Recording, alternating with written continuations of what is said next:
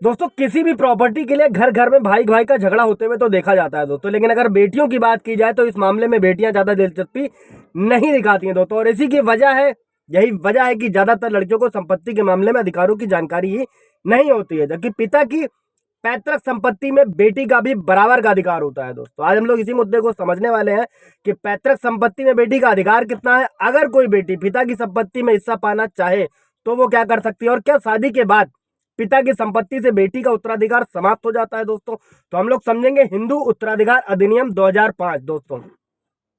जय हिंद, नमस्कार, मैं एडवोकेट आशीष मिश्रा। दोस्तों लाइक कर दीजिएगा, शेयर कर दीजिएगा, सब्सक्राइब कर दीजिएगा ताकि इन्फॉर्मेशन और लोगों को भी मिलती रहे दोस्तों।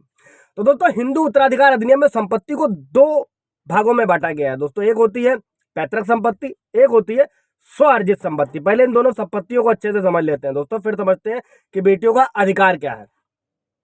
दोस्तों पैतृक संपत्ति जो होती है वो कोई भी हिंदू व्यक्ति अपने पिता, दादा, परदादा से हासिल करता है, और इसे जो होते हैं वो पारिवारिक संपत्ति भी कहा जाता है। और इस संपत्ति में पुरुषों द्वारा अर्जित वो संपत्ति आती है जिसकी चार पीढ़ी तक बंटवारा ना हुआ हो दोस्तों।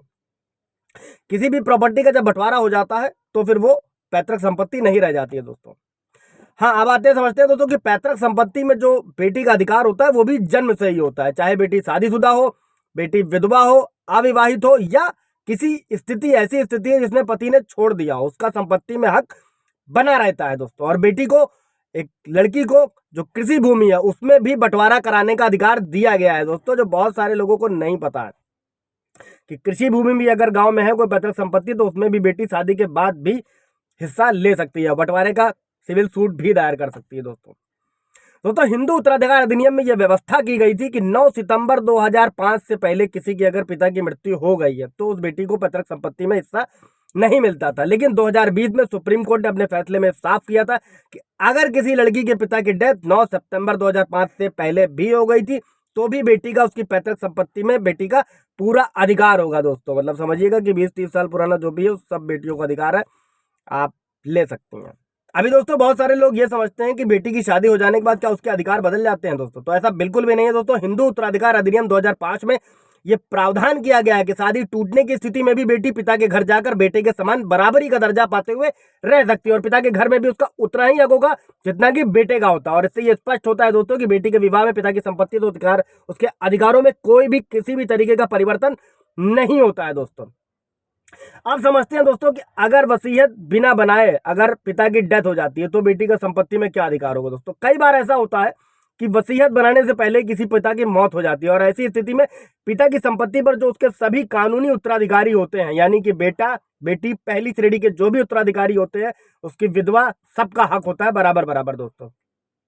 इसी के साथ पिता की संपत्ति में बेटियों को भी बराबर का हक मिलता है, चाहे उनकी शादी हुई हो या शादी ना हुई हो दोस्तों।